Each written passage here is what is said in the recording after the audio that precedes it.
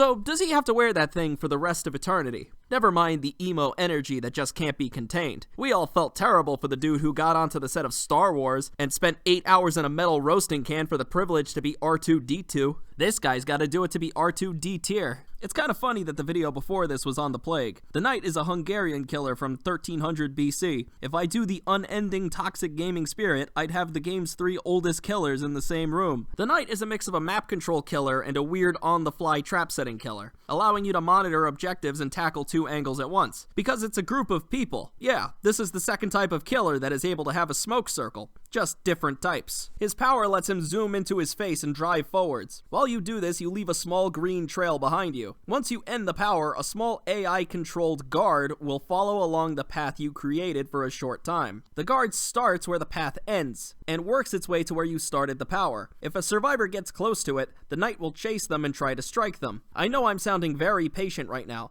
but that's because this box, this one right here, doesn't make any fucking sense. I can't imagine someone in a few years looking at all of the killers and saying, yeah, I want that one based on his visuals and power description. No. Wesker's power is complicated, but he was also sold to you a good 13 years ago. The Knight, on the other hand, is just some bozo with a giant sword, unless you count that small cameo in Bill and Ted's Excellent Adventure. You can also command the Knights to perform basic actions, like breaking pallets, generators, or walls. They do it a bit slower, but it gives you a free hand to Deus Vault the survivor into the dirt. Doing this in a pinch is a bit clunky, and you still lose some time. Personally, I'd just have taken a killer like Bob from Overwatch. Just let me wave my hand and let me be done with it. Have him bring me some snacks. The main goal of the Knight's power is to get them to detect a survivor. You do this by getting them inside the green circle around the guard. The guards are actually a great source of pressure, but the trick is actually getting them to spot a survivor. There's a lot of prediction and not a lot is going in your favor. Drawing the path removes survivors from your view, similar to the Spirit's power.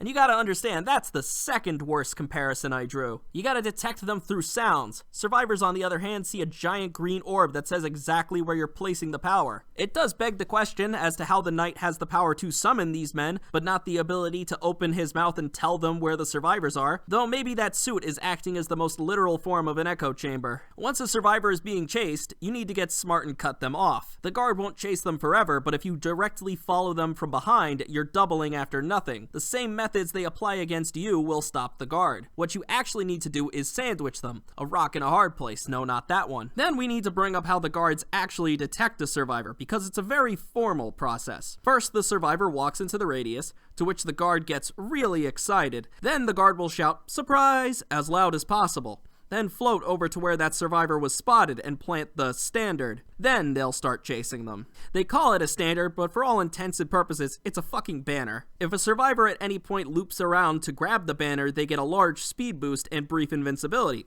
So, don't let them do that, I guess. Something to mention, everyone keeps calling this the camping killer, and that's only really true if the survivors have recently inhaled their PC dusting can. The Knights stop hunting after a survivor is saved from a hook, so even if the guard spots them, they're gonna give up once that save happens. The camping king will always be Bubba, because he carries the power of spiteful patience. You either waste your time or make it worse, and if I wanted to waste my time, I would try to spend all my blood points. What the Knights can actually do is protect a generator or hex totem. I wouldn't suggest getting comfortable, as they don't patrol for as long as you'd like, but if they did, you'd also never have the power during a chase. Then you have the 3 different guards to pick from. The Carnifex that breaks pallets and chases survivors for longer, the Assassin that chases faster and inflicts deep wounds when he makes contact, and the Jailer who has a larger detection radius and patrols for longer. Of course, if you hate what you get, you can quickly slash the guard during that patrol to instantly end it.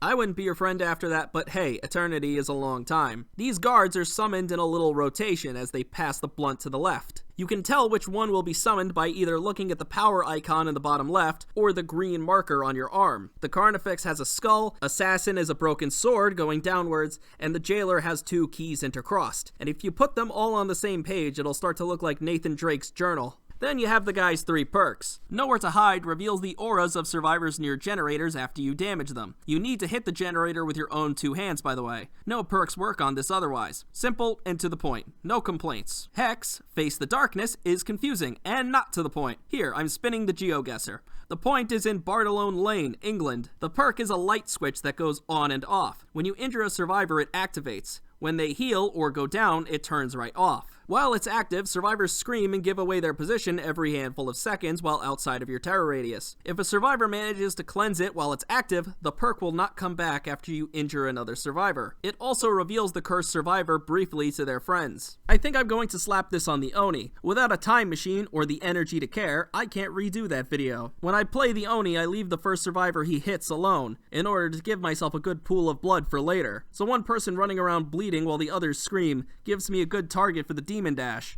I might play it a bit tighter in that situation though, as the Oni won't get his demon dash right at the start. It'll probably be more useful to him during the mid-game. Hubris exposes survivors for 20 seconds after they stun you with a pallet, going on cooldown for 20 seconds afterwards. This is meant to be paired with Spirit Fury and Enduring, which is a very bizarre anagram for the word nurse. Remember when Heightened Awareness got nerfed right before its release because they knew it would get run on Starstruck nurse players? Can we talk about the fact that they nerfed the silly aura reading perk but totally left alone the one that would be maybe worse? I'm just saying, we could have more things if this killer didn't exist, like voting out a bad politician or hanging them from your front yard, whatever you're thinking about on these Roblox servers. Back to Hubris though, it really matters on how you're taking your hits. Are you moving quickly and running from pallets, or are you standing there like Chris Rock at the Oscars? I'm probably not going to use it because every time I bring stuff that requires me to get stunned, I never get it to happen. Can we also talk about the sound the Knight makes when he's getting stunned? Alright, I'm the new Dead by Daylight audio director.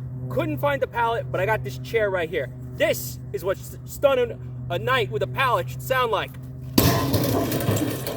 The Knight's contract adds a secret summon to your arsenal. Every 4th Knight you summon will expose survivors nearby. The trick is to follow a survivor close until they're in the guard's range. Then you combo it into a full down. It's a bit like the Artist's exposing add-on in that you need to play in a funky way to get value from it. I like to imagine some guy constantly dropping his knights to get to his 4th, like he's trying to find the match to that single blurry like he has. The second red add-on is a bit more complex. The company banner makes it so that when you draw the patrol path, you block windows for 16 seconds by going through it. Survivors also block windows during vaults when they are hunted until the guard goes away. Alongside that, any hunted survivors cannot escape the trial. We'll break this down in 2 ways. Blocking the survivor from leaving is iffy if they're healthy, as they can just take the hit and leave. I'm kind of down on add-ons that do this because it only comes into effect like once a year. The first use of the add-on though might have more merit, as that's a lot of windows blocked, but the hunt only lasts about 12 seconds, 24 if you roll the Carnifex. The Knight is probably one of the best killers for patrolling the exit gates, as there are only 2 and the guard can spasm back and forth for its wait time. Not to bury the lead, but I think one of the worst things you can do on this killer is create complicated patrol routes. That's why I recommend Remember Me on this killer. This perk gives you a token every time you damage the obsession. For every token, up to a max of 4, you add 4 seconds of time to unlock the exit gates. Honestly, the Knight might be my go-to for an endgame build, mostly because you can just troll one gate and laugh the whole time. Remember Me just tosses another roadblock to it. The only issue is, like I said before, you are forfeiting your chase power to keep this door on lock. Surveillance is the only gen regression perk that has any synergy with this power. This perk will make any generator that becomes damaged glow white. Once it stops regressing, it will glow yellow. It also increases the sound at which you can hear repairs. Not to repeat myself, but this is the only perk so far that has any synergy with the guards damaging generators. No doubt, because everyone would happily turn the Knight's power into a portable vessel for Call of Brine every 3 seconds. Surveillance will let you gain map knowledge from afar without having to walk up a mountain every time. Then you have Wesker's perk, Superior Anatomy. Whenever a survivor vaults a window near you, you gain this power. Once you vault something, you do it way faster. Then it deactivates again. With 2 angles to cut off, these extremely speedy vaults will help you chase someone with the aid of your guards. Also, if you'll allow the last one to be generic, this is one of those killers that runs well with Save the Best for Last. This is an obsession perk. Every time you deliver a basic attack on a survivor who isn't the obsession, you gain a token. Each token reduces the time spent wiping your weapon after an attack. If you strike the obsession with a basic attack, you lose a token. The key here is that your guards technically count as a special attack, and once a guard is locked onto a survivor, it's not too difficult to pin them into the guard's attack. They might even be begging for it, based on how excited people have been about Vittorio.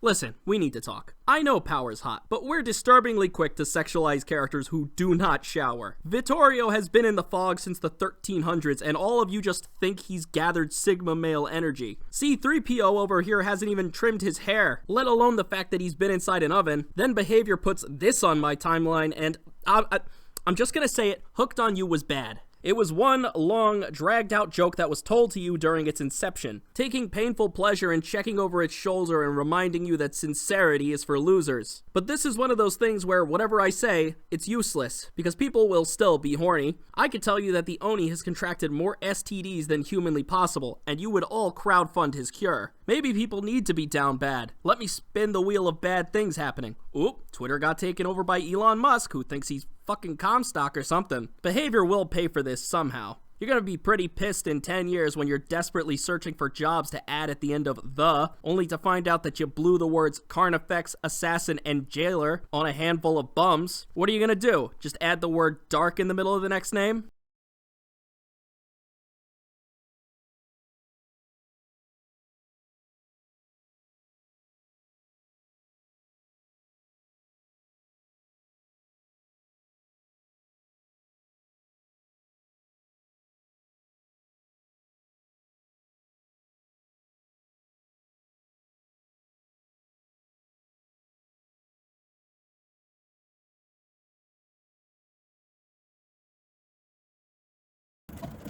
It's alright, we did a lot of damage to you, but they'll next patch they'll take care of you. Our host, baby, look, it's daylight. You can't break on me yet.